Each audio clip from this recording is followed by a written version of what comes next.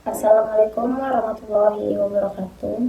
Kepastian hukum hanya dapat terwujud jika hukum dikomunikasikan secara jelas, disampaikan dengan sikap dan bahasa yang mencerminkan keadilan, serta diberikan secara bertanggung jawab tanpa mengabaikan asas praduga tak bersalah. Di suatu tempat, bukan di peta manapun, ada sebuah rimba yang paling misterius sekaligus paling berpengaruh dalam hidup kita.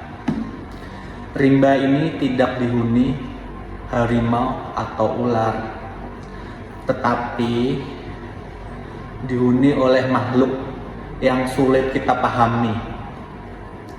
Kata-kata, pasal-pasal, dan interpretasi. Ini adalah rimba, kata-kata hukum, dan hari ini kita akan melakukan sebuah ekspedisi.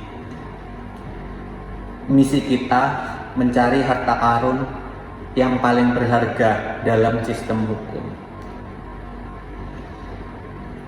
Kepastian. Tapi bersiap-siaplah, perjalanan ini penuh teka-teki. Karena pertanyaan besar, bisakah kita menemukan kepastian jika jalan yang menuju ke sana yaitu komunikasi? Hukumnya gelap, berliku, dan penuh kabut makna. Tantangan pertama, rawa ambiguitas. Tantangan pertama ini kita sudah di depan mata, rawa ambiguitas. Lihat tanah di sini, kelihatan padat, tapi begitu diinjak kita tenggelam dalam ketidakpastian. Di rimba hukum, rawa ini termasuk dari kata-kata yang terlalu luas, kabut, atau punya banyak makna. Misalnya kata kepentingan umum, ketertiban umum, atau moralitas. Siapa yang didefinisikan standar siapa? Contoh nyata, seorang penjual kaki lima diusir dengan dalih ketertiban umum.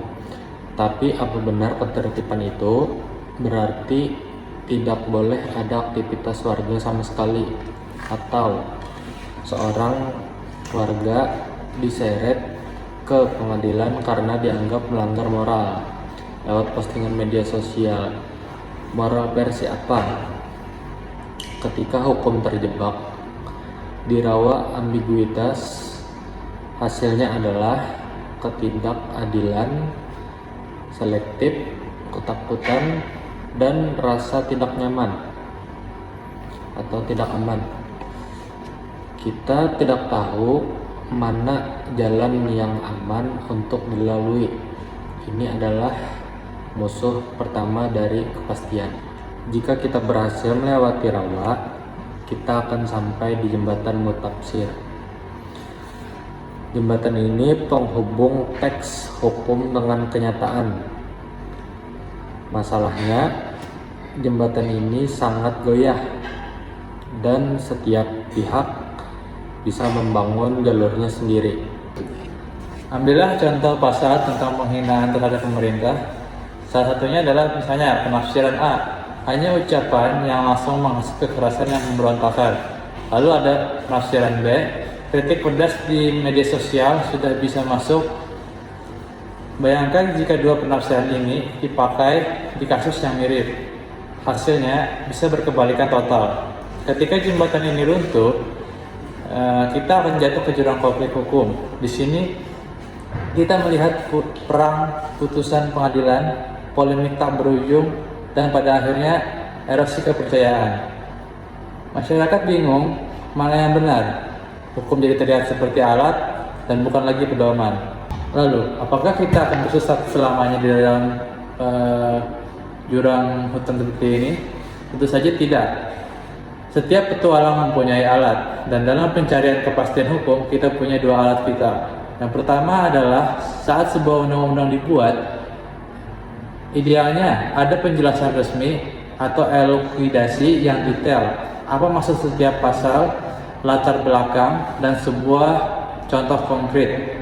Seperti peta yang menerangi jalur yang dimaksudkan oleh pembuat aturan, sayangnya sering sekali peta ini tidak dibagikan dengan baik atau bahkan tidak dibuat sama sekali.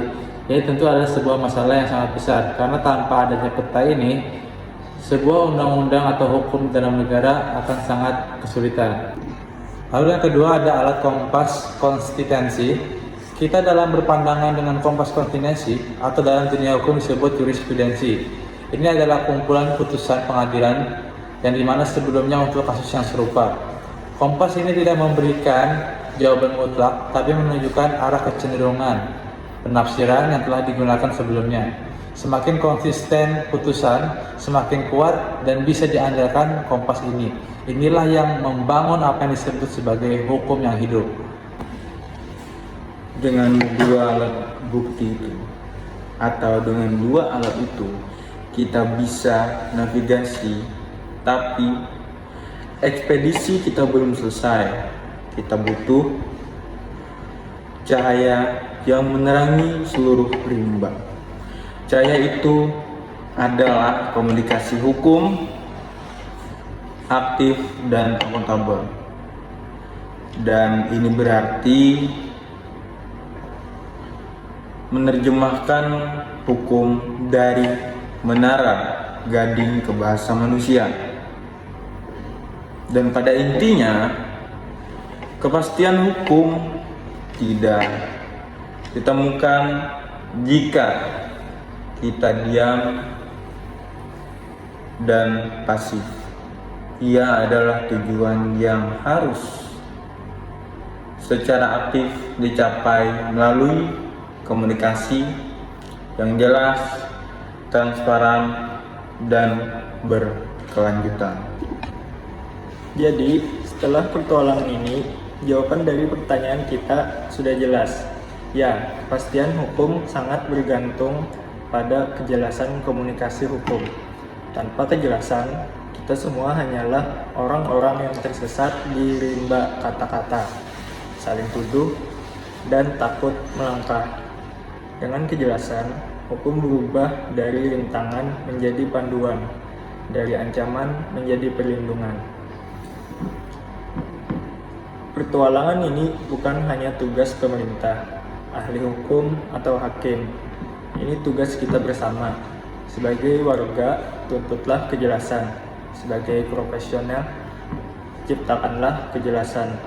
Mari kita jadikan rimba ini bukan tempat untuk ditakuti, tapi sebuah taman yang tertata, yang bisa dinavigasi oleh semua orang. Karena kepastian adalah hak semua warga.